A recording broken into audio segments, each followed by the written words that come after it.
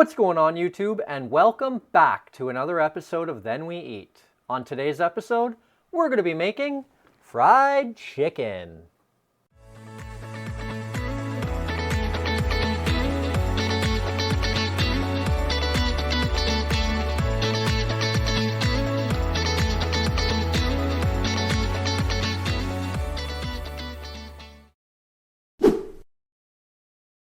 So remember last week when I showed you how to cut up a chicken? It's all starting to make sense now, isn't it? I needed that chicken to make this recipe here, so I thought it would be a perfect way to break the video into two. So let's start the fried chicken, and we can skip the cut up, because you saw that last week. And if you haven't, there's a video link up here, and a video at the end of the channel for you to watch it there. So let's go ahead, get started.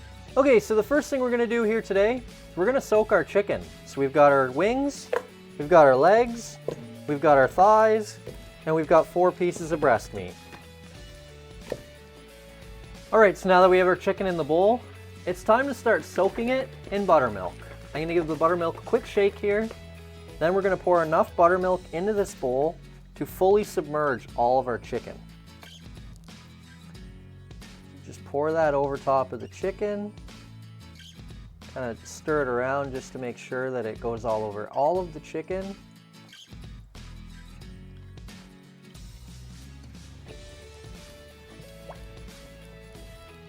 Give it a bit of a mix around, see if you can kind of get it to fall down a bit.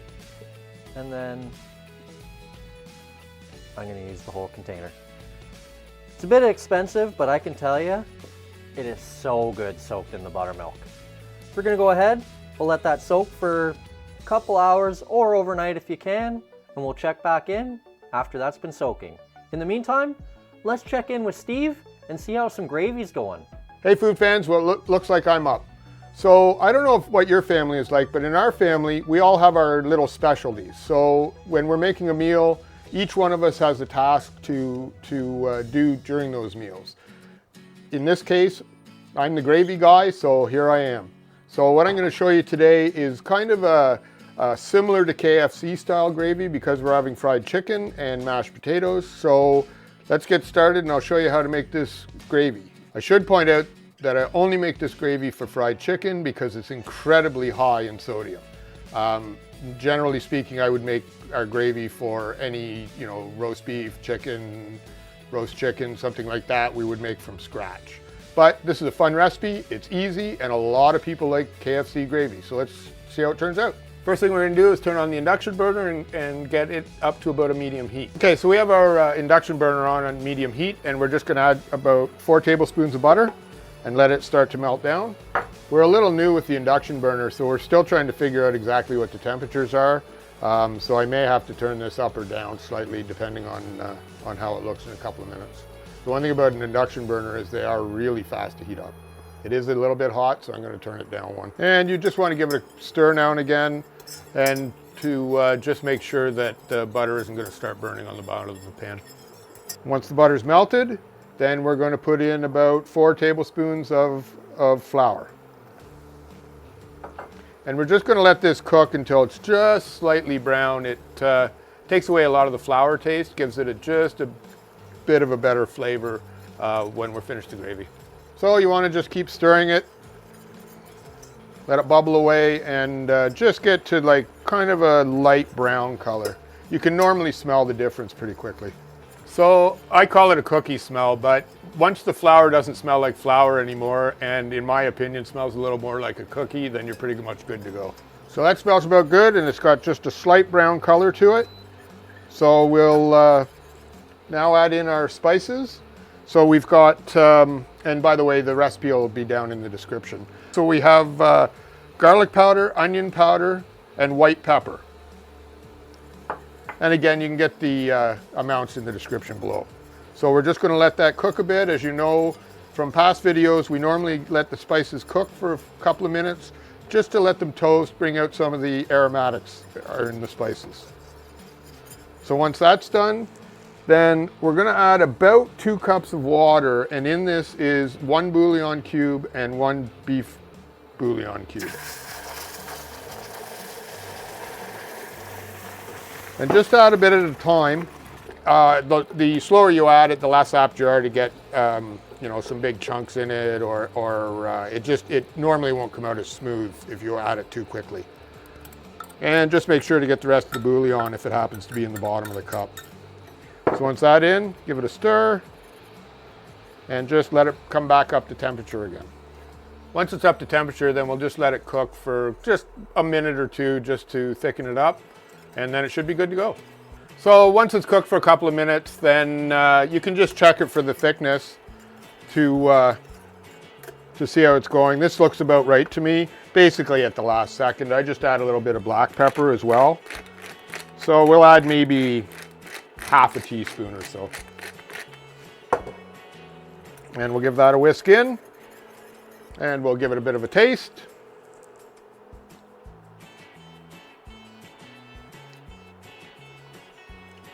And it's the same as it always is, which is pretty typical of this gravy. There's not a lot of ingredients, there's not a lot of time, so it turns out pretty much the same every time. So at this point, the gravy's ready. So let's send it back to Chris so that he can get the chicken cooked and we can get to dinner. All right, welcome back. As you can see, the chicken has been soaking in the milk for a couple hours now. It's completely submerged, should be good to go. So I'm gonna go ahead, I'm gonna add it to my dredge. I have made my dredge already. It's got 2 cups of flour, 2 teaspoons of salt, a teaspoon and a half each of basil and thyme, 4 tablespoons of paprika, a teaspoon of oregano, a tablespoon of celery salt, 2 tablespoons of garlic salt, a tablespoon of black pepper, a tablespoon of dry mustard, a tablespoon of ground ginger, and 3 tablespoons of white pepper. So as I say, we've got all those spices mixed into the flour. Let's get our chicken added and start tossing it all together. So we're gonna just start pulling our chicken out. We'll kind of let any milk drain off. There isn't a lot of milk to really drain off. And as you can see, it's perfectly coated in the milk.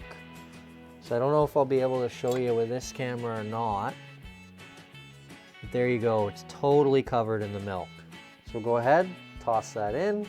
So as you saw, I added the first leg to the bowl. I've gone ahead and added the second one as well. I'm gonna go ahead and add the rest of the chicken, then I'll show you how to start tossing it. So there we have it, all the chicken's in the bowl. Let's go ahead and start tossing. My rule of thumb is to toss it 7 times per side. So I'm just gonna toss it 14 times, kind of flipping it over. Then we'll see how it is and make sure it's all coated, and then we'll carry on. So all you're gonna do is take your hands, kind of flip it underneath, and kind of toss it. 2, 3, 4, 5, 6, 7, 8, 9, 10, 11, 12, 13, and 14. So as you can see, I'll pull out a piece here. It's pretty well coated right now. We're gonna go ahead, we're gonna leave this to sit in this mixture. I'm gonna toss it one or two more times just to kind of make sure it's all mixed. So I'm gonna leave it to sit in that mixture for about 15 minutes or so. I'm gonna carry on. I'm making mashed potatoes today, so I'll turn those mashed potatoes on, turn the deep fryer on, and let these sit. Then we'll be ready to start cooking. All right, the chicken's been cooking, the potatoes are on, the deep fryer's up to temperature. Let's get cooking. So the first thing we're gonna do is start cooking the chicken. I think I'm gonna start with some of the bigger pieces, probably the breasts, just because they're gonna take the longest to cook. That way I can cook those, cook them maybe a minute or two short. Then I'm gonna throw them in the toaster oven and let them finish that way. Then I'll cook some of the quicker stuff and we'll be ready to eat. We should have some nice and crispy chicken. Let's get cooking. So after letting it sit, you wanna shake some of the excess off. Then you should have a piece of chicken that looks something like this. So you can see it's well coated, should be delicious. So we'll go ahead, cook these for about 15 minutes or so. Since we've got solid breast meat here, I'm gonna cook it all at once, assuming it all fits in the deep fryer. Then it should all be done at just about the same time. So we'll go ahead, we're gonna drop these pieces in here and get cooking. Yow. One thing you gotta be careful of, don't put your fingers in the deep fryer like I just did,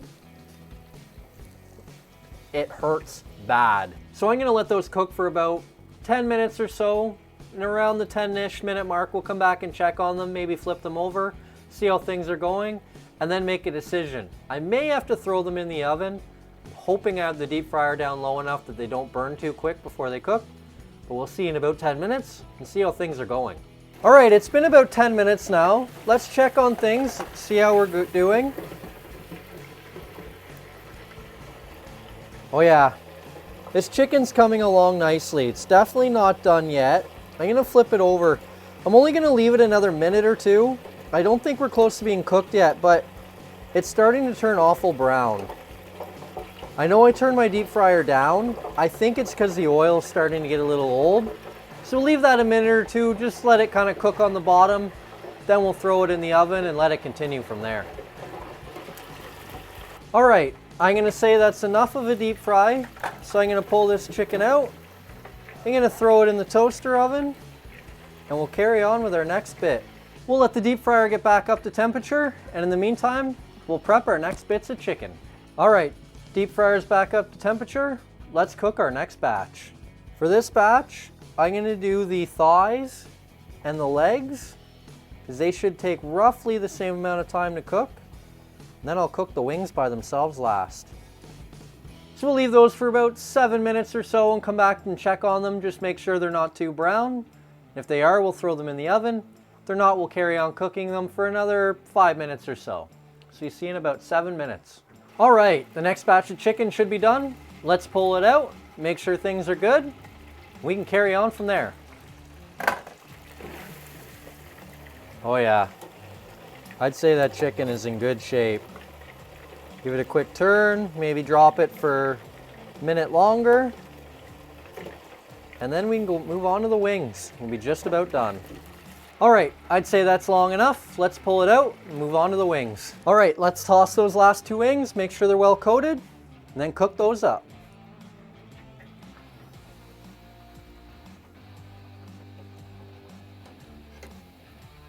All right, so as you saw, I just dropped the wings in. We'll leave those for about 10 minutes or so, and then they should be perfectly cooked. We should be just about done. So see you in about 7 to 10 minutes. All right, the last bit of the chicken should be done. We're gonna pull it out. It'll be just about time to start eating. All right, dinner is served. So we got a nice piece of chicken here, some mashed potatoes, some corn. Let's give the chicken a shot, see how it is.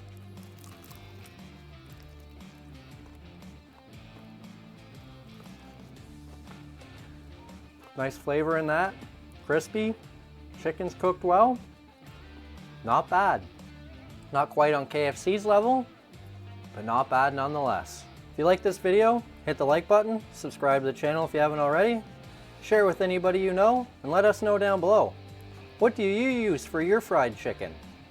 Oh, don't forget, first we cook, then we eat. So good.